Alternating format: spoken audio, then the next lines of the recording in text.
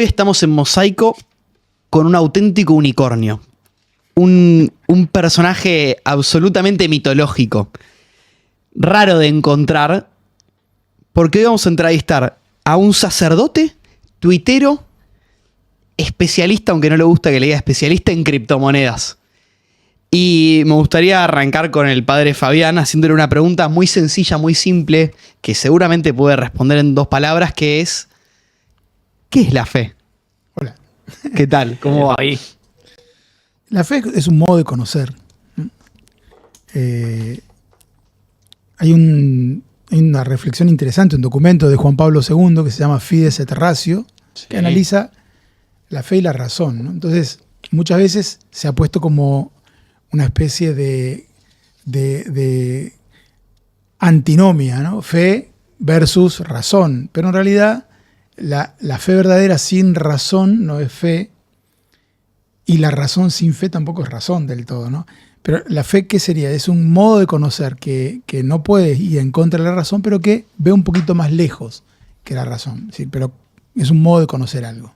Bueno, soy un profesor de biología que en el secundario me decía algo muy divertido, que es: la ciencia te puede contestar cómo hacer una tostadora mejor y que sea más eficiente, pero nunca te va a poder contestar por el origen de la vida, ¿no? Que es un poco la discusión. A mí me gusta mucho esa encíclica que vos citás, que es Fides et Ratio, porque además tiene un llamado muy lindo a que la teología trabaje con la ciencia.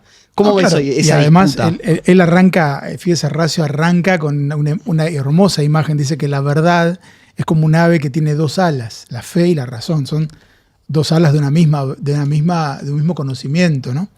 Y luego Benedicto XVI, casi dije San Benedicto XVI. Uy, yo tengo una cosa que está muy mal. Dice, que es, pará, te voy a contar esta anécdota, sí. es muy buena mientras que te doy un mate sobre Benedicto, que es: yo el día que se murió le recé. Tengo total certeza de que está en el cielo y que es santo. Así que necesito un sacerdote que me avale para que no. Todo el mundo, Listo, no, perfecto, Benedicto. genial. Y Benedicto decía que la verdad en sí misma es algo que no se puede poseer, sino contemplar, ¿no? Que la verdad se puede contemplar, pero no poseer. En cuanto vos intentás poseer la verdad, se te escapa, ¿no? Y la fe y la razón son 2 accesos, que en realidad es uno solo, ¿no? De esa contemplación. Bueno, y ahí sumo. Luego la fe tiene muchos matices, porque está una fe natural, después está la fe religiosa, la fe sobrenatural, en fin, la fe es... Bueno, ahí, claro, hay 2. Iba a sumar 2 cosas y ahí se puede ir metiendo Juli, pero yo tenía vuelvo al secundario, no sé por qué tenés cara de profesor de secundario. ¿Diste clase en algún secundario alguna vez? Sí, se nota. Tiene pinta de ser No tenía duda. Tiene pinta de ser el que te ponía el 6 rasposo y te mandaba. No, profesor, buena onda. Sí, claro. Muy bien. Bueno, yo tenía un profesor de religión que nos enseñaba algo sobre eso, que es, y está bueno como concepto general, que es: vos nunca viste Nueva Zelanda, pero vos tenés fe de que Nueva Zelanda existe. Bueno, eso es una fe natural. Si vos le aplicás la fe a tantos conocimientos que no tenés, ¿cómo no aplicarlos a los conocimientos sobrenaturales? Y de alguna manera es una elección también la fe, porque creo que lo hablaba con vos el otro día. Sí. Yo puedo elegir creer que vos estás ahí y no estás, o estás acá. Claro. Que sos un movimiento enzimático de mi cerebro y yo estoy en coma, o estoy en la Matrix, o es real. Estar enamorado es una liberación de químicos. ¿O sí, es un no, misterio? pero mucho ¿no? más, pero mucho antes que eso. ¿Existe claro. algo afuera de mí? Claro. Bueno, es el debate entre Hegel y Kant. Tengo fe que sí. Claro. Tengo fe que, claro. en el fondo, Tremendo. pero es una fe que elijo también, ¿no? Elijo creer. Elijo creer, bueno, pero es cierto, es una manera muy linda de conocer. Sí, totalmente. Sí, coincido con eso que decís, Fabi. Yo te quería abordar. Es la primera vez que yo escucho un sacerdote, una persona que, digamos, que es parte de una religión que da una afirmación que a mí me pareció muy novedosa, que es que la religión es poesía, o es una forma de poesía. ¿Podés profundizar un poco en esa idea tuya? Que a mí la verdad que me pareció fascinante de las primeras veces que hablamos y te escuché. Sí, yo diría esto primero, ¿no? Que la fe o la religión, la escritura, la palabra, es un lenguaje, ¿no? Es un lenguaje poético, ¿no? Entonces, yo puedo hablar de Dios en un lenguaje, suponete, teológico, pero no deja de ser un lenguaje con cierta poesía, ¿no? Por eso es que de Dios es más lo que no podemos decir que lo que podemos decir, ¿no? O sea, está la famosa teología. Hay 3 accesos a Dios, los primeros padres de la iglesia. La teología eminente, ¿no? Dios es padre de un modo eminentísimo, más padre que... O de un modo comparativo, Dios es como un padre, o una teología negativa. Dios no es padre, pero le podemos decir padre. ¿Entendés? O sea, eminencia, comparación o negación. Son 3 accesos del lenguaje, ¿no? Entonces, es como una poesía, ¿no? Es como una poesía, es como un lenguaje poético, decir que hay un Dios que le ponemos esos atributos que Él mismo ha revelado a lo largo, también porque Dios se ha revelado poéticamente, ¿no? A lo largo de la historia, con poesía de amor, con poesía de guerra, Claro. con poesías épicas, con poesías trágicas, con poesía... Pienso en los Salmos de David, por ejemplo. Los salmos de David, Tremendos. pero digo, incluso si salimos del ámbito judeo-cristiano. Ok, me gusta ¿Viste? mucho. Entonces, vos fíjate que todos los relatos de creación, los relatos son originarios desde los sumerios hasta los incas, pasando por los, por los zulúes, son mitos, ¿no? Y el mito no es algo, no es una cosa, no es que no sea verdad, sino que el mito es un acceso poético a una verdad profunda. Bueno, nos encanta. Sí, estaba pensando... Me detuve un segundo porque además yo creo que uno puede tener experiencias de Dios muy fuertes a través del arte. Yo tengo nada, me gusta compartir esta conversación, pero el canto en latín, el Tantum Ergo, que es el que escribe Santo Tomás, Sí, sí. para mí, no sé si creo que alguna vez te lo conté a vos. Juli no es creyente y yo sí, y vivo todos los días Tantum ergo intentando... Yo no, sí. Tantum ergo sacramentum. En el seminario, Claro. cuando decíamos tanto negro acá adentro, decíamos.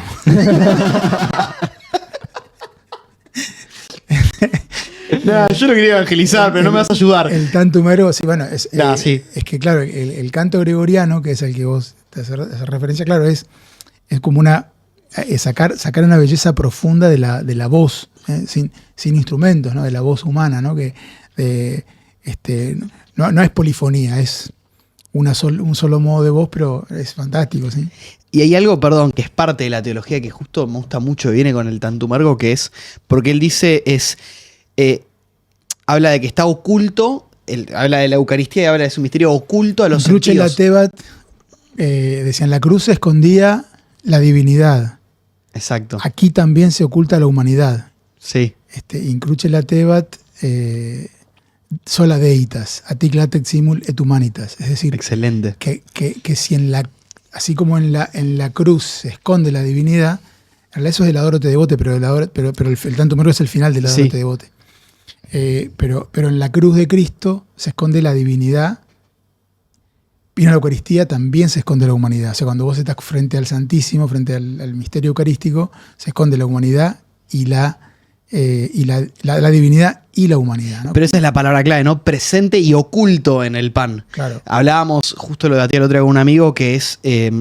Jesús es una contradicción en sí mismo. En el Es una sentido en que paradoja. bueno, una paradoja. Es una paradoja más que una contradicción. Más que una contradicción. Sí, ¿Por qué porque lo la decís? contradicción Es imposible. No, pero es algo que quita razonabilidad. Es decir, la contradicción lo hace como contrario a razón, ¿no? En cambio, la paradoja es que algo pueda ser grande y a la vez pequeño. Y pueda ser hermoso y a la vez trágico. Es decir, la paradoja es cuando el misterio no puede ser abarcado desde un solo aspecto de contemplación. Y es que para mí eso es la belleza de la condición humana, en algún punto. Sí. Somos tan basura como hermosos a la vez en toda nuestra acción. Y lo eso- lindo es que no somos perfectos. Y Por eso eso está como elevado a su máxima potencia en Dios, porque es, como decían los medievales, ¿no? Fascinans et tremens. Es un misterio tremendo y fascinante a la vez, como el fuego para una bolilla. ¿Viste? Te atrae, pero a la vez sabes que al atraerte te quema, ¿no? sí, Como Ícaro, qué sé yo. me dan ganas de hacerte una pregunta muy pochoclera, pero porque va un poco de la mano. Son buenísimos los pochoclos. La próxima podríamos traer pochoclos ¿Sabes para qué? el Seguro entrevista. que sí. No, pero tengo una pregunta muy pochoclera que es, si Dios existe y es bueno, ¿por qué existen las guerras? Yo Que yo tengo mil te puedo respuestas hacer a una eso. pregunta vinculada con lo que estamos hablando Pero y después una seguimos a- porque- No, y por eso, Ah. para no irnos a otro tema, que siento que por ahí planteabas otro tema, me quedé un poco con esta idea, porque realmente me parece muy, muy novedosa esta idea de la religión como un lenguaje, como una búsqueda de sentido, si querés. Te hago una pregunta. En ese caso, o por ahí no es una pregunta, digamos, que tenga una respuesta unívoca, sino más, te lo pregunto más desde cómo lo ves vos, desde lo personal. ¿Dios nos da el don del lenguaje o el lenguaje nos da el don de Dios? Las dos cosas, ¿no?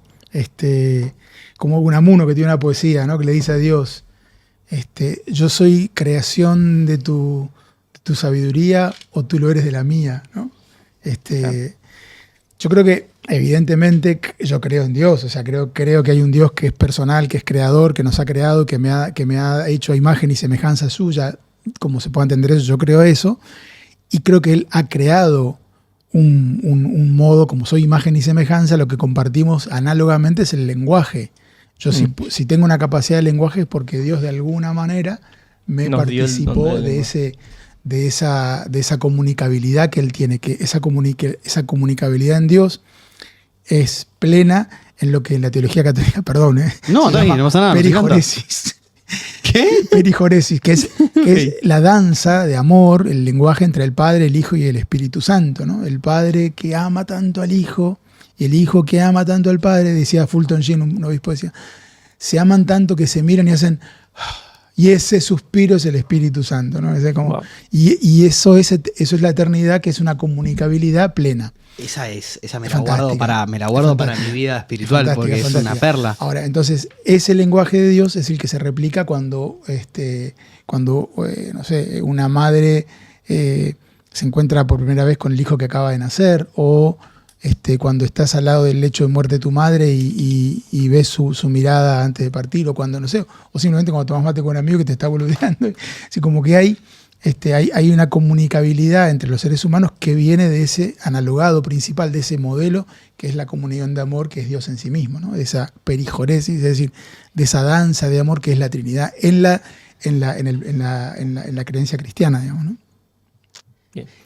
Vamos a la guerra. Suspiraría y te diría que me encantó el concepto, pero me vas a boludear y me vas a decir que soy un Jamás. pendejo. No, jamás. ¿Cómo? ¿Vamos a la guerra? Sí. Hay una... por suerte el padre Ferrara, que fue mi profesor de teología, esto lo ve desde el cielo, no lo ve de la tierra. Si lo viese de la tierra me estaría... Bueno, él siempre citaba... creo que era la paradoja de Epicuro, ¿no? Creo que era de Epicuro. Él decía esto: si Dios es bueno, ¿no? ¿Por qué hay mal? Entonces, si Dios es bueno y hay mal, es o no es omnipotente y entonces no puede detener el mal, con lo cual es bueno pero inútil,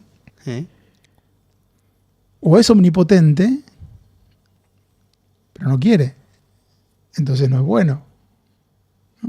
Sí, exacto. Entonces, así se expresa. Pero Santo Tomás lo que dice es que Dios nunca quiere el mal en sí mismo, sino que lo que Dios quiere es un bien, siempre es el bien lo que Dios quiere. ¿Y cuál es el bien que Dios quiere en una guerra? Es la libertad del ser humano, la libertad de la comunidad humana, del corazón humano de elegir. Dios no interviene quitándonos la libertad. Si el problema no es Dios en las guerras, sino que el problema es el hombre. A lo sumo, el problema será las lecturas que hacen los hombres de Dios, porque muchas guerras son religiosas, todas son por Dios.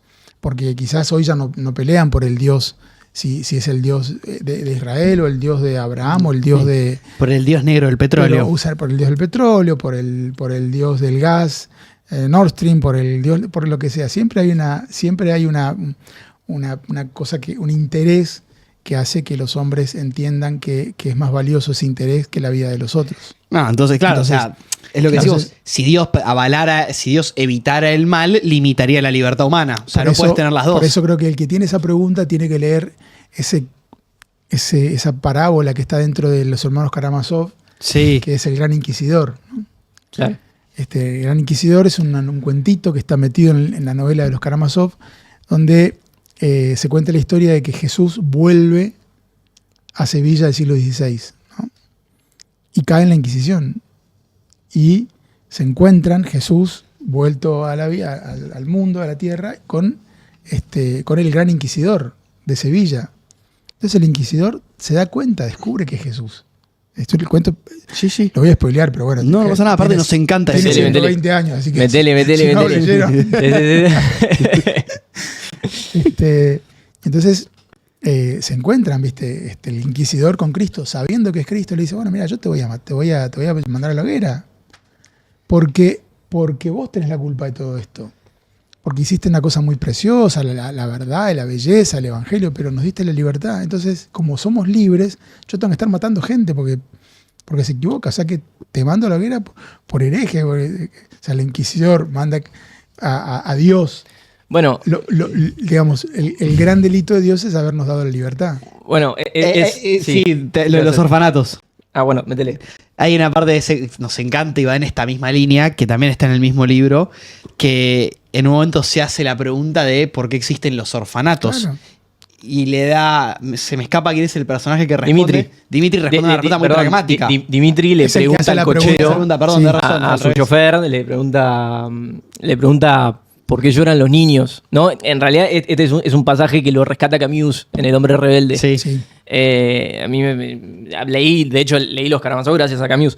Y bueno, y un poco le se hace esa pregunta. Le dice, ¿por qué lloran los niños? Y el chofer se la toma literal a la pregunta. Y le dice, bueno, porque se incendió el orfanato y las madres están tristes, entonces no pueden amamantar a sus hijos y los hijos lloran, no sé qué.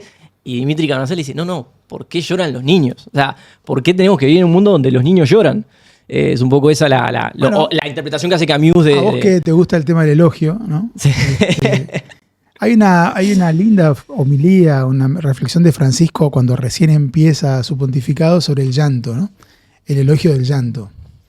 Y él dice que así como en la naturaleza las lágrimas están hechas para limpiar los ojos, en la biología, si querés, de un lacrimal, y que si vos no tenés lágrimas es un problema. ¿Viste? Si no tenés Claro, de hecho existe la condición. Existe la condición, sí. Así también el llanto es como una necesidad de limpiar cosas, de limpiar el alma, de limpiar la visión, de limpiar el... Y yo creo que lo peor que puedes hacer con alguien que llora es consolarlo. Creo que el que llora no necesita ser consolado, el que llora necesita que estés ahí. Pero si vos consolás es como si menospreciás su dolor, ¿no? Y bueno, Wow. no es para tanto, ¿viste? Que no llores, ¿no? ¿Viste? Entonces, creo que hay una riqueza a descubrir en el llanto de los niños. Los niños lloran y es una maravilla que puedan llorar, ¿no? Es una maravilla. Claro. Digo, yo creo que trajimos eso un poco porque creemos que es la misma pregunta, la que Sí. se hace Dimitri Karamazov, es la misma pregunta de por qué si existe Dios, existe el mal en la tierra, ¿no? Que es, no sé, también lo mismo que lo hemos rescatado alguna que otra vez. Pasa que el llanto yo no lo veo como un mal. Claro. No creo que el llanto sea un mal. Creo que el llanto, que es una condición muy liberadora. De hecho, ¿viste? No sé, hace un tiempo que no lloro, pero cuando lloraste... Sí, totalmente. ¿Viste? Totalmente. Y puedes llorar desde que, no sé, cuando ganamos el Mundial, ese llanto... no. Sí, el llanto y es contagioso Y es encima. contagioso, o puedes llorar, no sé, cuando te pasa algo triste o se le Claro. pone... No, o sea, Totalmente. ¿Por qué lloraste la última vez que lloraste? creo que fue la muerte de mi madre. No la muerte, sino tiempo después, cuando estaba preparando la homilía. Mm. Sí. Trajiste al Papa. Tenemos muchas ganas de hablar. Más porque este capítulo lo estamos grabando un día 6 de marzo, con todo lo que está sucediendo con Francisco y con la salud de Francisco. Y hay como todo un interés en charlar un poco de su pontificado, qué es lo que dejó. Vos hablas de que hay 4 pilares de su pontificado. Escribiste una nota en Infobae hace poco. ¿Nos querés contar un poco de esos pilares? Sí, yo creo que él, cuando él lo eligen papa, a los 2 días, a los 3 días, el 13, miércoles 13 creo que es elegido papa, y el sábado siguiente, 2-3 días después, él tiene un encuentro con la prensa en el Vaticano, ¿no? Y en ese encuentro es muy informal, él, ¿viste? Muy, muy informal. De hecho, se olvida dar la bendición, lo llaman, tiene que dar la bendición porque es el Papa. Ah, cierto, soy el Papa. Bueno. Y en un momento le explica el nombre. Explica por qué se puso Francisco. Dice, me han preguntado muchos de ustedes por qué Francisco. Entonces, muchos pensaron que era por Francisco Javier, que era un jesuita. No, ese es por Francisco de Asís. Y entonces explica cómo Francisco, que es el hombre de la ecología, Francisco de Asís, que es el hombre de los pobres, que dignifica la pobreza en el sentido profundo, Francisco, que es el hombre de la paz, ¿no? Y Francisco, que es el hombre llamado por Dios a reconstruir la casa, a reconstruir la iglesia, ¿no? Entonces creo que eso de alguna manera, en esa simbología, él encuadró programáticamente su pontificado. Yo creo que son como los 4 ejes pilares programáticos de su pontificado, ¿no? Te voy a mostrar algo muy personal. El grupo WhatsApp de mis amigos de la iglesia, ahí lo vas a ver, se llama San Francisco de Asís. De hecho, le cuento así, a San Francisco se lo retrata incluso como con pajaritos que se le posaban encima por la paz. Porque hablaba con los animales, hablaba con los lobos, ¿viste? Tenía un místico a otro nivel. Trajiste ahí como varias aristas en ese sentido, pero me quiero ir un poco porque escribís en la nota, porque me parece muy interesante. Somos politólogos. No, dale. Bueno, sí, no, la verdad que la nota no es interesante, pero no tengo entrevista. No, somos politólogos, pero a mí me interesa mucho. Lo primero que vos hablás es, hay como una reforma, y esto es interesante, hay una reforma como estructural dentro de la organización de la curia. ¿Qué es la curia? ¿Qué es lo que se reorganiza? ¿Por qué es importante? ¿Por qué es tan reformista Francisco? ¿Y por qué tiene tantos detractores por esas reformas que él hizo? Sí, él lo explica de esta manera. Él dice que cuando se juntaban los cardenales, después de la renuncia de Benedicto XVI, cuando hay un precónclave, que son reuniones de los cardenales que ¿Viste van... la película? Sí, la vi. ¿Qué te pareció? Perdón, yo tengo déficit de atención. Flaco, déjame terminar una idea. No, es que tengo el déficit de atención, pero me parece bueno. ¿Qué te pareció la película? Artísticamente muy buena, me ha gustado mucho. ¿Y en términos de mensaje? Provocadora. A mí también me parece que eso, ayuda a pensar muchas cosas. Pero es una película que me gustó, te diría que me gustó, hasta ahí, ¿no? Lo que me volvió loco fue ahora 2 películas, El Brutalista. Sí. Y Anora. Mirá vos, Anora no la había visto. A mí me gustan mucho, seguimos los Oscars y demás, lo vimos con mi novia y dijimos, tenemos que verla porque tuvo mucho... Tenés que verla, Bueno, pero... Volvamos, perdón, sí, ya sé, déficit de atención. No me acuerdo lo que me estabas preguntando. La reforma estructural que hizo Francisco y el precónclave. En el precónclave, que son las reuniones de los cardenales, que ellos van primero antes de elegir al Papa, se reúnen varios días, los que votan y los que no votan, se reúnen y empiezan a hablar del perfil del Papa, las necesidades de la Iglesia. Entonces, según él dice, lo que él hace es lo que los cardenales habían quedado, habían puesto como necesario para la Iglesia en el precónclave luego de la renuncia de Benedicto XVI. Cuando Benedicto renuncia y empiezan a hacer todo el movimiento de convocar a los cardenales de todo el mundo para estas charlas antes del cónclave, se define eso, ¿no? Que el próximo Papa debería ser alguien que reformara la estructura de gobierno de la Iglesia. Bueno, ¿te acuerdas que Benedicto XVI termina con muchos escándalos, o sea, no él, sino en torno a la curia, y bueno, entonces el Papa Francisco lo primero que hace es convoca una reunión de 8 cardenales, que luego se extendió a 9, de todo el mundo. Con esos 8 él empezó el trabajo de la reforma, que termina con un documento que saca en el año 22, él asume en el 13, y 9 años después publica el documento Predicate Evangelium, que es como los criterios de reforma de la curia romana, ¿no? Bueno, que como bien sabemos, hoy día hay 2 mujeres que tienen puestos cardenalicios, o sea, que antes tenían lugares que ocupaban cardenales, solo ocupan 2 mujeres, lo cual permite que... Creo que te dio el pie. Nos permite pensar un montón de cosas más. Hay un tema que para mí es muy interesante, que es ¿qué posición tenés en torno a la posibilidad de que haya sacerdotisas católicas? Bueno, hoy es un tema cerrado, ¿no? El Papa San Juan Pablo II, además, en un documento que él saca que se llama Ordinatio Sacerdotalis, creo que es del año 98, 97, ¿no? Por ahí, el Papa dice que es una verdad irreformable, ¿no? Y el argumento que da es que como Cristo era libre en el trato con las personas y solo eligió varones, ¿no? Entonces el sacerdocio ministerial como tal está reservado a eso, ¿no? Hoy es la postura oficial. Yo creo que eso vamos a crecer en eso. Creo que va a haber un pensamiento que va a madurar, que yo no lo voy a ver, nosotros no sé si ustedes, pero creo que eso no va a ser siempre así. Tengo la impresión. Pensás muy parecido a lo que pienso yo, en ese sentido. Juli. Sí, Fabi, te llevo por ahí un poco más a... Métele, sorry. Te llevo un poco más como a tu carácter de teólogo. No, me queda grande esa. No. Podemos hablar de Dios, pero de ahí... Te llevo más a ese plano. Yo tengo una mentora intelectual a quien admiro muchísimo, que una vez estábamos estudiando y me dice, no mezcles la política con la teología porque te metes en un quilombo que no tenés idea, me dijo. El trono lejos del altar. Exacto. Es la frase literal de ella. Pero son cosas distintas esas. A ver, no sé. Pero la frase completa ella nos contó esa vez, decía el trono lejos del Eso altar. sí, con eso estoy muy de acuerdo. ¿Y lo otro? Con lo otro no. Vamos. Ok, bueno. Pero yo, justamente, siendo tu... Por eso digo que apelo a tu carácter de teólogo. Hay una teoría, una idea en la teología, que vos después de que lo hablamos alguna vez, me dijiste que es la escatología, que tiene se define, o una de sus pilares es esta famosa frase de sí, pero no todavía. ¿No? Como que esta idea...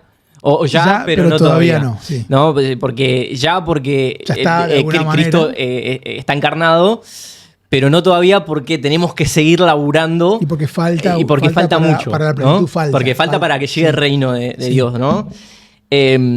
Esas mismas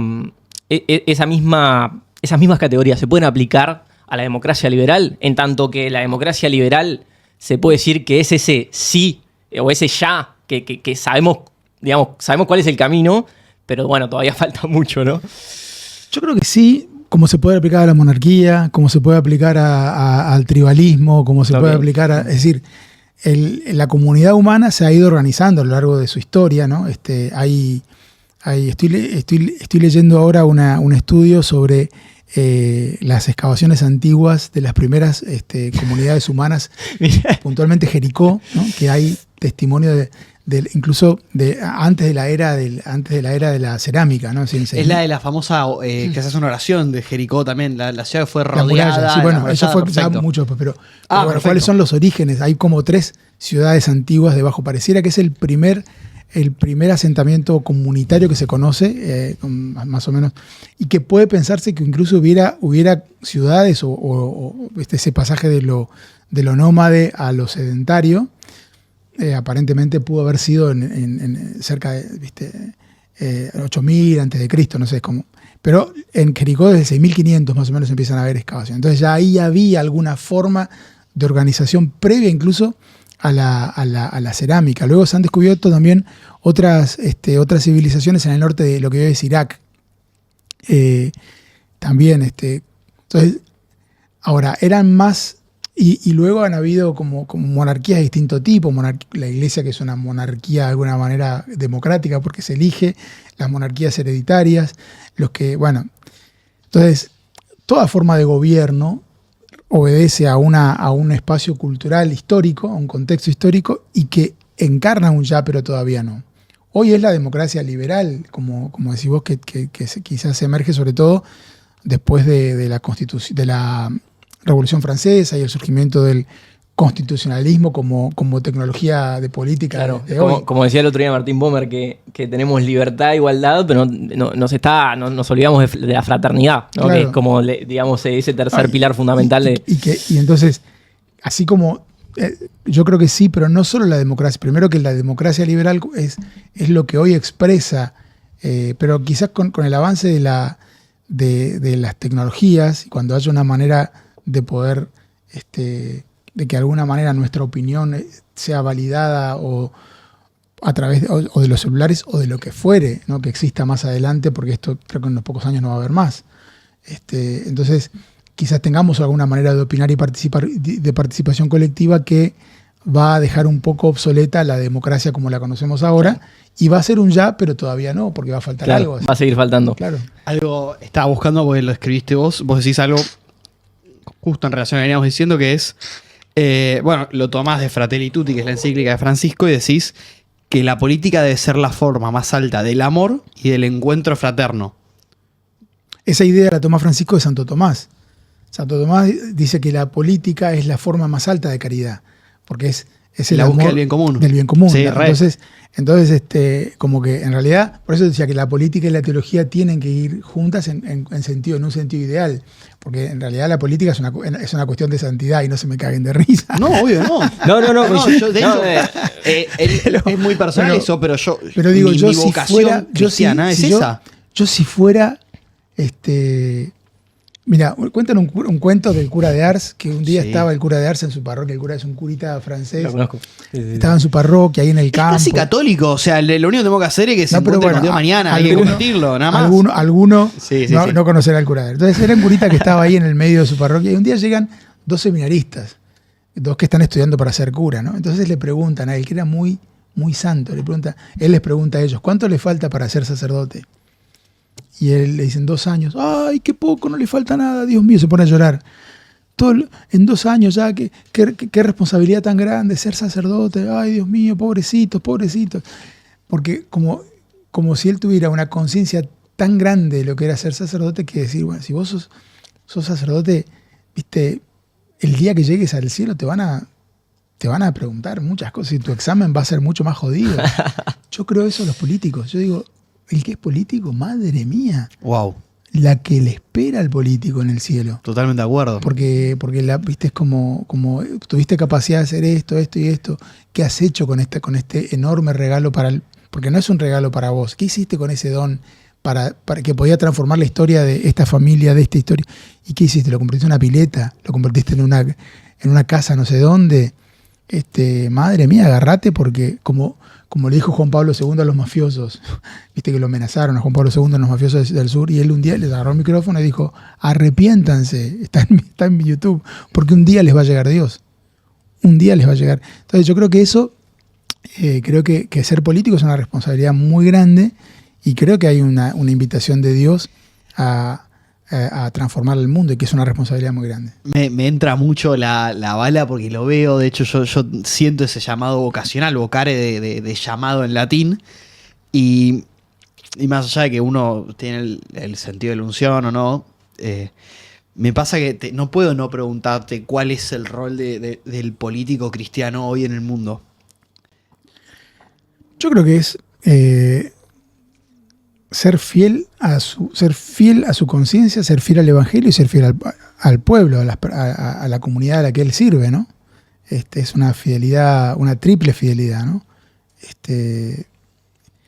Creo que eso, y eso no hace falta explicarlo demasiado. No, estoy de acuerdo, pero digo, me pasa mucho, por ejemplo, pienso en, ¿qué pasa con todo uno se involucra en política y el barro siempre mancha? Yo soy de la teoría que el barro mancha en cualquier disciplina en la que estés y quieras ser muy es preferible excelente. estar embarrado por estar en medio de la gente que estar limpito por estar encerrado El hombre en la arena de Roosevelt. en el Congreso de la Nación, ¿viste? Que también te embarras un poco, supongo yo. No, Pero, estoy ¿viste? de acuerdo. Yo creo que está bien, es parte, uno puede embarrarse. El Papa lo dice, ¿no? Prefiero católicos Sí, te le vamos a preguntar. accidentados por estar en el mundo que limpitos por estar en la sacristía. Entonces yo creo que si vos te metes a la política y sí, tiene algún riesgo, pero es un riesgo que vale la pena porque el bien que está detrás es muy grande. No, me encanta. Sí, Fabi, conectando un poco con esto, con esta idea de nosotros en este podcast hablamos mucho del tema de la técnica, el tema de técnica, tecnología, sabemos de tu vocación hacia la cripto y todas las nuevas tecnologías emergentes y ya instaladas. Pero te quería hacer una pregunta un poco por ahí, no tanto con respecto a tu acción relacionado al mundo cripto y conectándolo con la iglesia. Te quería preguntar cuál es tu postura personal, si querés puede ser sostenida desde también la postura de la iglesia o de la postura de Francisco, pero ¿qué pensás sobre todo con el tema por ahí de la inteligencia artificial, con esta idea del Homo Deus, ¿no? Del hombre que juega a ser Dios y que sigue generando esas criaturas que quizá en algún momento no tenga el control Y bueno, y justamente digo es eso, ¿no? El ser humano jugando a ser Dios como Dios nos creó a nosotros como criaturas, nosotros creando nuestra propia criatura. Yo creo que el día que había dos cavernícolas y uno descubrió un cascote y lo tiró encima de otro, ese día era el mismo Modeus que el que está trabajando con la inteligencia artificial. Es Pero- decir, es el intento de querer, que eso es la soberbia, que es un pecado capital, ¿no? Ok. ¿Qué es la soberbia? Justamente la soberbia es querer ser Dios. Y eso está en el ser humano. Está como una tendencia, hay como una tendencia de esto no era para mí, ¿o sí? Sí, sí. para vos. Es como una tendencia de querer ocupar ese lugar, de querer decir, de querer volver. Ok, pero te hago una objeción, o una interrupción, mejor dicho. Qué atrevido, ¿eh? Sí, recontra atrevido. No, pero Para nada, ¿por qué? digo, No, yo lo te molesto. hago una objeción desde ese punto. Digo, Sí, sí, una sí. cosa me parece que es la técnica instrumental, ¿no? Que es tipo este termo para cebar mate. Y otra cosa es la técnica ya en un nivel, digamos, cuando queremos crear una criatura con entidad propia y casi con una conciencia propia, El ¿no? golem. Como, Claro. Claro, digo, Re. un algo que pretende ser alguien, ¿no? Me parece que son dos... Yo lo veo así, digo, me parece que son dos dimensiones o dos estadios de la técnica un poco distintos. No sé, pero entiendo igual lo Mira, que me decías. se podrá crear inteligencia artificial, que de hecho parece que es lo que hay. Yo te digo que trabajo con varias, con DeepSeek, Qwen 2.5, con Sí. bueno, GPT por supuesto, Perplexity. Perplexity es excelente para escribir. Sí, tenés como nichitos para cada cosa. Yo trabajo. Sí. Ahora, la inteligencia artificial te ayuda un montón, pero lo que no existe es el alma artificial. Y el alma es otra cosa. El alma es lo que no puede crear nadie. Bueno, te sumo en este mismo podcast, Martín Bomer nos dijo algo muy piola, que es la diferencia entre la inteligencia artificial y las personas es que a la inteligencia artificial no le importa lo que haces. De hecho, se habla incluso de que cuando vos tenés que promptear a GPT, es importante que vos le expliques la importancia que tiene GPT para vos. De hecho, para promptearle que funcione mejor, le tenés que decir, Sí. sos esencial para mi tarea, te necesito en esto, pero nunca le va a importar realmente. Yo a veces lo trato muy bien porque digo, algún día este va a ser mi jefe. Entonces digo, muchas gracias por tu respuesta. Bueno, es el famoso meme ese, ¿viste? Que dice que hay un paredón de fusilaje con todas las personas que no le habían dicho por favor y gracias a ChatGPT. No, bueno, yo estoy, así que, pero sí, creo que de todas maneras, por más que de alguna manera, viste, quizás se podría reducir desde el punto de vista técnico, incluso nuestras propias acciones desde a algoritmos, a ecuaciones, viste, lo que Sí. sentimos, evidentemente. Ahora hay algo que es que somos nosotros, somos imagen y semejanza de Dios. Decía, ¿qué significa eso? Que hay algo en nosotros, en un principio de vida, que ha sido creado por Dios. Y eso es el alma, el fondo como la identidad más profunda, que es lo que está conectado espíritu con el creador. Entonces, Nunca va a existir el alma artificial para vos. no, porque si existe alma, la crea Dios. Yo Claro. creo eso, ¿no? Entonces, el ser humano, incluso como está puesto en la Biblia, seréis como dioses, dice al principio de la escritura. Digo, el ser humano tiene no tiene sí, techo es porque verdad. está creado a imagen y semejanza del creador. No del tenía ese absoluto. recuerdo, cierto, muy bueno. Entonces, ahora, y yo creo que cuando dice seréis como Dios, está pensando en Cristo. Porque luego seremos, claro, fuimos como dioses, porque Dios se hizo hombre en un ser humano, en un hombre, ¿no? Wow, sí. Entonces somos como dioses.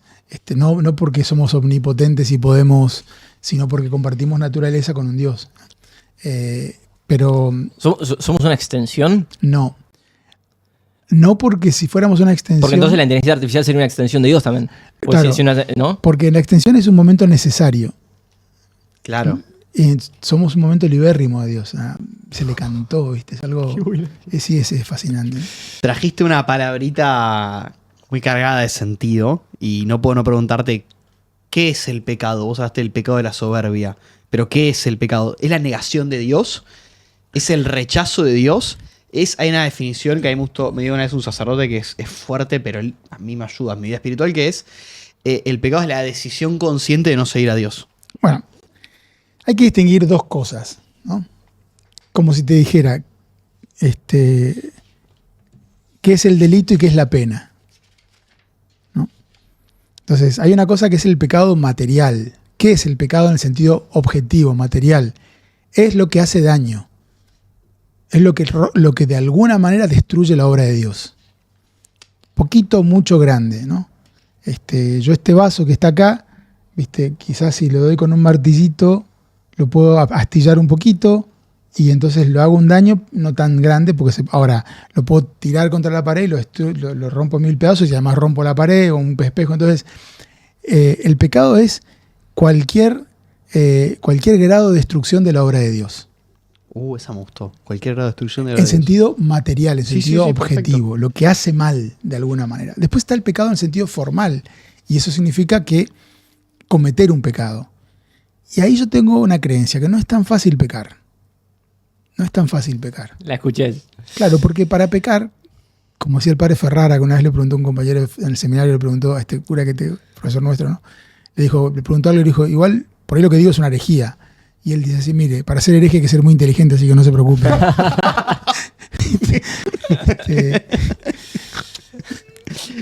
Para pecar hace falta... Es terrible. Es terrible, pero lo dijo en serio, no lo dijo pero como... era terrible él, digo. Sí, era como un robotito, era un hombre muy bueno, pero Claro, no claro. lo dijo irónicamente. A veces la gente muy inteligente, Sí, era como como ha un- dicho una vez Feli con otras personas, avasallan con sentido común. Es que era como un Sheldon Cooper el padre. Claro. El padre Ferrara. Sí, claro. Qué gran personaje. Hermoso. Qué gran personaje que trajiste. Bueno. Sheldon y el padre. Y Perfecto. bueno, entonces yo creo que para pecar en serio tenés que ser muy libre. Muy libre. Un ser humano muy, muy libre interiormente. Entonces, no es tan fácil pecar. Porque la mayoría de nuestros pecados, que formalmente hablando, obedecen a debilidades, a fragilidades, a inseguridades, incluso a maldad, pero una maldad que a veces tiene una raíz más de débil que de malo, ¿no? Pero bueno, ese es otro sentido de pecado. Ya no el pecado en sentido material, que es lo que hace daño, y eso es objetivo. Tal cosa, o sea, la soberbia hace mal, no sé, la envidia hace mal y es pecado en ese sentido. Ahora, cada vez que vos tenés envidia de algo, de alguien, estás pecando, y no sé si uno elige tener envidia. A veces eso surge de tu propia historia, de tu propia... ¿no? Es casi el título de la entrevista, hay que ser muy libre para pecar. Me parece muy buena, muy bueno el concepto. Y entonces, ¿qué es el pecado? Es cualquier cosa que de alguna manera rompe, mucho, poquito, nada, o muy poquito la obra de Dios, que destruye, ¿no? Pero pecar, en el sentido de ser responsable de eso, implica una libertad y un conocimiento de eso que no creo que se dé que se dé tan fácilmente. Excelente. Muy bueno. Sí, Fabi, muy, muy bueno. Te cambio un poco de un volantazo. Sé que te lo han preguntado a esto, pero bueno, quiero tener una respuesta, porque me parece que sos posta muy piola y tenés una mirada muy, muy novedosa, y creo que tenés esa capacidad de hablarle al público general. Hay una tendencia, digamos, que me parece que es un poco innegable y que se ve en las redes y se ve en todos lados, que es jóvenes y algunos líderes de opinión de nuestra generación, sub 30 o sub 35, que se están convirtiendo a la Iglesia Católica. Hay ejemplos bastante claros. Y nosotros como que, yo pienso el momento que estamos pasando por ahí desde ese marco teórico de George Steiner, ¿no? Desde esa nostalgia del absoluto, que estamos como en búsqueda de esas creencias sustitutas. Y entonces me pasa un poco eso, ¿no? Tengo amigos que están volviendo a estar en la Iglesia Católica, y otros amigos que creen en la astrología o que buscan otras creencias, hablábamos del grounding en un momento, ese tipo de... Nos hemos burlado un poco de grounding. Y después hemos descubierto que está mal burlarnos, pero bueno, un poco nos hemos burlado. Yo no, habla por vos. Sí, me he burlado de grounding, la verdad. Yo creo que fundamentalmente esta postura o este marco teórico que a mí me sirve para explicar la realidad y para entenderla, creo que tiene que ver con esta condición ontológica del ser humano de necesitar creer en algo, ¿no? Digo, creemos, no vamos a llegar a un estadio en el cual no creamos porque creo que es una condición, justamente, es algo que nos condiciona, es una necesidad que tenemos. ¿Cómo ves esa situación? ¿Por qué está pasando esto en este momento? ¿Por qué los jóvenes se están convirtiendo? ¿Qué mirada tenés? Cuando vas a la cancha, ¿no? El coro de la cancha es una canción de Gilda, no me arrepiento. O sea, las canciones son... Padre, sos hincha de... No, de Chicago. Pero ¿De Chicago? Sí. Uy, boludo. ¡No! Espectacular. Sí. El torito. Verde y negro. Bueno, Verde y negro. Sí, perdón. Cuando vas a la cancha, se canta algo que sea accesible, bello y común. Y eso es una religión. Es un canto bello que une y que no te pide demasiado. Nunca se cantaría el aria de la Reina de la Noche de la flauta mágica. O Noche Oscura de San Juan de la Cruz. ¿Eh? No, o Celeste Aída, ¿viste? Que son, o esas, ¿viste? Que es un área de Aída que es dificilísima, que canta el pobre tenor a los 2 minutos que empezó la ópera. Claro. Bueno, entonces, ¿por qué yo creo que mucha gente todo el tiempo, pero hoy más que nunca, quizás por el frío cultural, la gente joven, grande, la gente necesita el cobijo de una comunidad, necesita el cobijo de un canto común. Entonces yo creo que eso es lo que hace que mucha gente se refugie en relatos religiosos, astrológicos, viste, ahora de todo, porque está lo de los hongos, la ayahuasca y el no sé qué cosa. El grounding. El grounding. No sé si escuchaste. Sí, bueno, Sí, por eso sí. te digo, todo eso ¿qué es? Es una búsqueda de un canto de cancha, Bueno. que te haga sentir parte Claro. de un relato hermoso que te cobije, ¿no? Pero claro, yo creo que hay canciones más hermosas que otras. Y más positivas, porque una cosa es cantar algo que sea hermoso, constructivo, otra cosa es cantar algo que sea que quiere destruir al otro, que incita al odio, porque también existe eso. Entonces, yo creo que hay una gran necesidad de cobijo. Claro, perdón, porque... Y creo que respondiendo a tu pregunta en concreto, creo que hay una gran necesidad de cobijo. Y se encuentra cobijo en los relatos. Ahora falta un segundo que podemos dar ese espacio, Felipe, podemos dar ese espacio, que es el no solo dar cobijo, sino dar comunidad, que es lo que están haciendo creo que ustedes, pero creo que hay que dar un paso más todavía, ¿no? Que esto es desvirtualizar esto. Es decir, crear comunidad para que la gente, los que los escuchan, los que los ven, los que se van acercando, los que van buscando esos cobijos, encuentren, además de relatos, encuentren, como dice Nietzsche, brazos no, yo estoy harto de tanta sabiduría, dice Nietzsche, necesito brazos que se alarguen hacia mí. Claro. ¿Cuál es el canto de cancha de la Iglesia Católica? No sé si hay un canto, porque justamente lo que hace la Iglesia Católica es la universalidad. Entonces, yo creo que lo que tiene la Iglesia es que si querés, el canto de cancha universal es la misa. Okay. La Eucaristía creo que es el canto, porque es Cristo que queda entre medio de nosotros y que trasciende toda frontera. Pero creo que tiene como en sí mismo una capacidad de ser traducido, ese canto, ese relato, en culturas, en lenguajes y universal, ¿no? Sí, perfecto.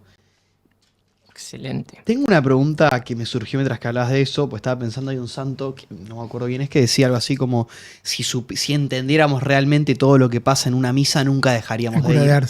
El cura de Ars, Sí. Perfecto. ¿Quiénes son tus santos favoritos? Si me tenés que hacer un top Muchísimos. 3. Es horrible que te pregunten esto, pero Muchísimos. no, top 3. Solamente los pongo por tiempo de vida que compartimos, porque todo el tiempo me aparecen santos nuevos. Ahora hace poco un amigo me presentó los escritos de su tío, que murió a los 22 años, en el año 93. Y un santo, Ricardo Bioca se llama. Y yo leí los escritos de ese hombre, que un chico que se enfermó y que en poco tiempo, digo, qué locura, las profundidades. Pero bueno, históricamente te diría los santos que me han acompañado a lo largo de la vida: Teresa de Lisieux, Santa Teresita, ¿no?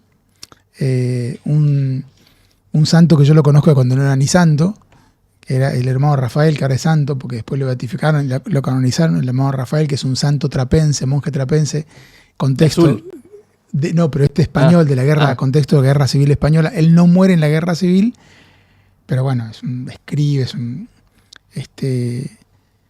y después, qué sé yo, como me despierta mucha devoción San José, lo quiero mucho San José, hay muchos, al Padre Pío, no sé. Es trampa decir San José igual, ¿eh? Yo soy muy santero, Okay. Bueno, ¿Sí?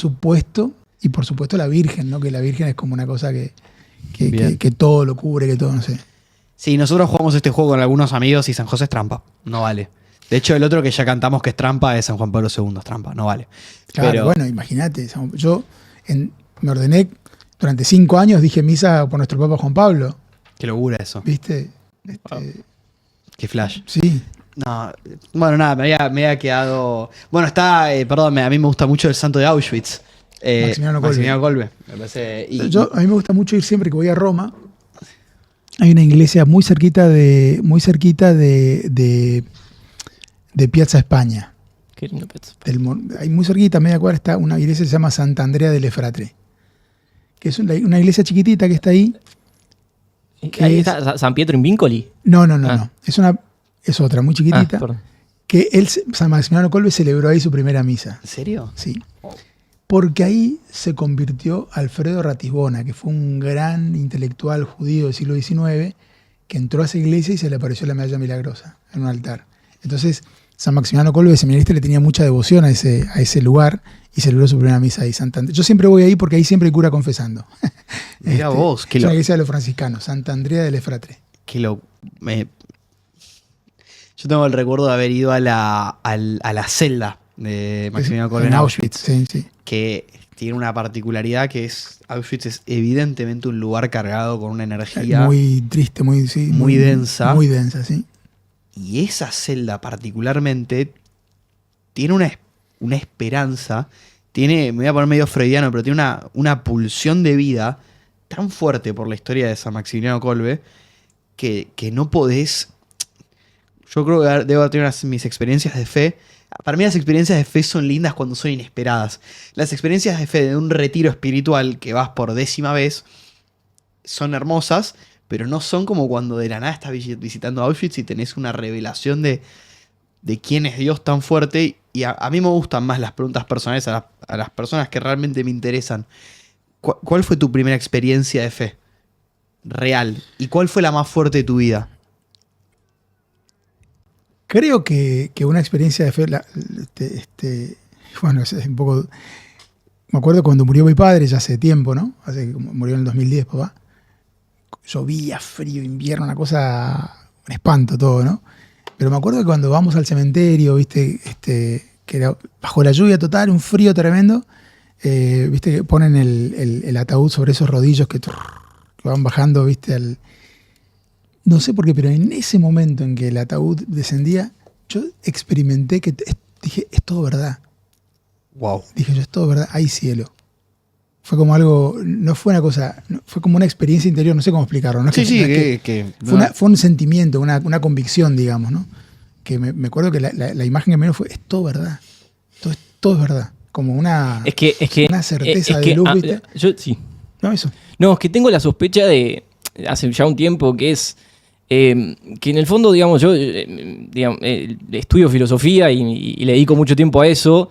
Y en el fondo termino sospechando de que todos hablan de lo mismo, ¿no? Cuando Kant dice que un acontecimiento es una donación de sentido, y después veo que las experiencias de fe son en el fondo acontecimientos que nos donan de sentido, digo, che, hablamos todo de lo mismo, ¿no? Es como una especie de... En el fondo es una especie de insondable, ¿no? De lo que decías hoy, de eso que no se puede simbolizar ni nombrar, pero que en el fondo todos lo buscamos de una manera o de otra, ¿no? Como... usamos el instrumento del lenguaje desde unas categorías o desde otras categorías, pero en el fondo todos estamos hablando de lo mismo, ¿no? De ese insondable kantiano, de ese real lacaniano, de ese dionisíaco nietzscheano, como en el fondo todos hablamos de lo mismo, ¿no? Del ángel de Rilke, el violín de Dylan Thomas, como... En el fondo, siento que hablamos todos un poco de lo mismo. Sí, bellísimo. Lo digo porque grabamos un episodio sobre la belleza acá en este podcast y de lo que hablábamos era de eso, ¿no? De que de alguna manera yo sentía que lo que él por ahí le llama fe y le llama Dios, yo le llamo belleza, ¿viste? Tenemos una metáfora del Diego, ¿te acordás? Usamos la metáfora del Diego. Que a Maradona le decían adiós. Adiós, le decían al Diego cuando se murió. Claro. Nada, me dejaste pensando un poco en todo. Hay una frase de Francisco que a mí me gusta mucho, dos en realidad, que a mí me han marcado muchísimo. La primera es: la iglesia solo es iglesia si es periférica. O es algo así. ¿Qué entendés vos por eso? ¿Qué entendés por la periferia? Bueno, es un principio, te diría, nociológico de él, ¿no? Él siempre he dicho que el mundo se conoce mejor desde la periferia. Y creo que él lo saca de algo, no sé por qué, relacionado a Magallanes. ¿Viste? Como cuando alguien va, cuando llega como al estrecho de Magallanes, viste que la aventura de Magallanes Elcano es la aventura humana más impresionante de la historia humana.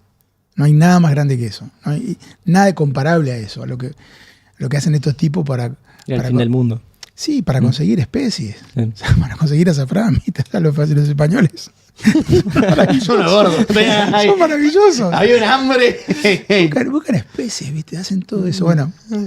Bueno, y creo que Francisco, un poco, yo creo que algunas lo escuché en un reportaje, algo decir esto, ¿no? Que cuando se llega a la periferia se toma conciencia de lo que es, de lo que es lo que está en el centro, y lo que, como que la periferia te hace tomar conciencia de la realidad, mayor conciencia. Entonces yo creo que en ese sentido lo que él dice es: primero hay que ir a las periferias, es decir, a lo que está más lejos del centro, en el sentido geográfico, pero también en el sentido existencial, en el sentido cultural, porque te permite no caer en la tentación de quedarte en lo cómodo, de quedarte donde vos estás en tu propio espacio. Entonces yo creo que esa llamada, esa invitación es como a llegar hasta el fin del mundo, ¿no? hasta el todo. Hasta los confines hasta de la los tierra, confines como de dice la palabra. Sí. La segunda es, y esta me encanta: es mejor un ateo que un mal cristiano.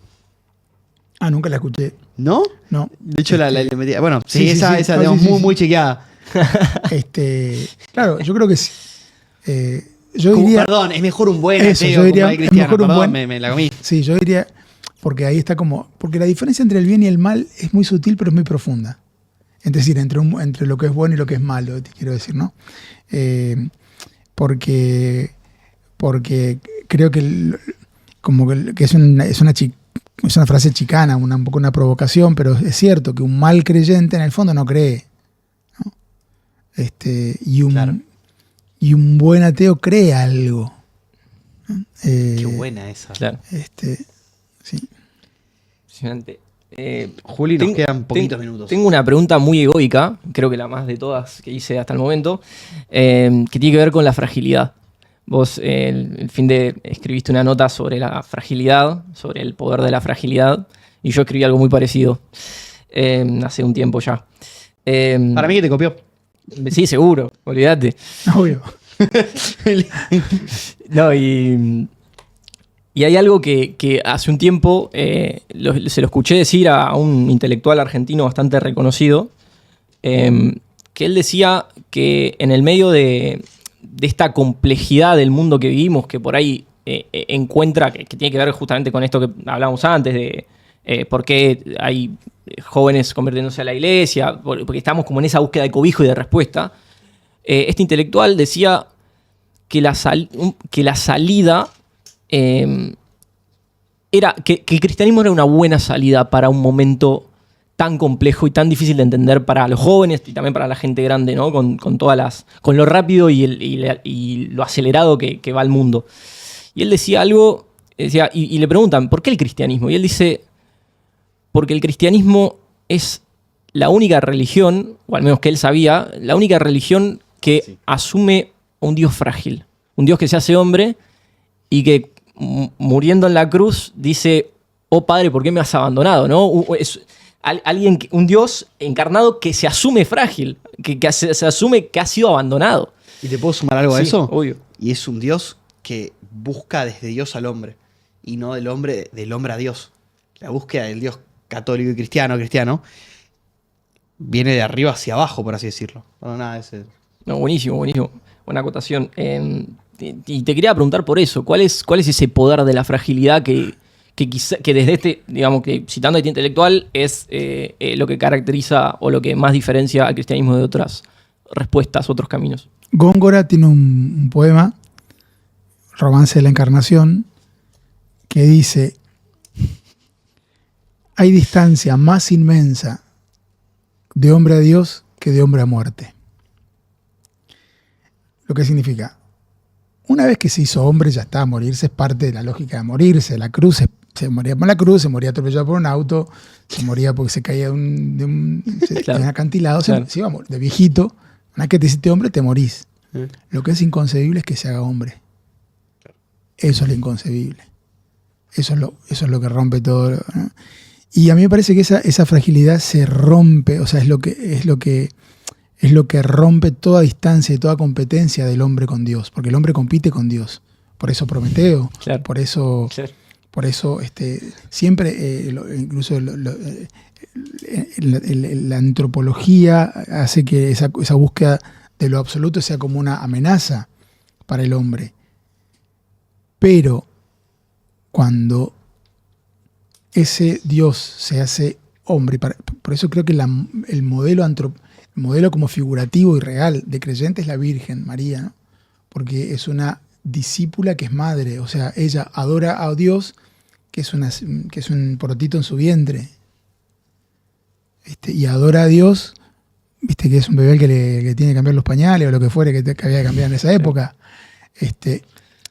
Pero todo eso se configura en una frase de Cristo, que yo creo que es la que le da sentido a esto, que es cuando Él dice: yo no los llamo esclavos, los llamo amigos. Dios.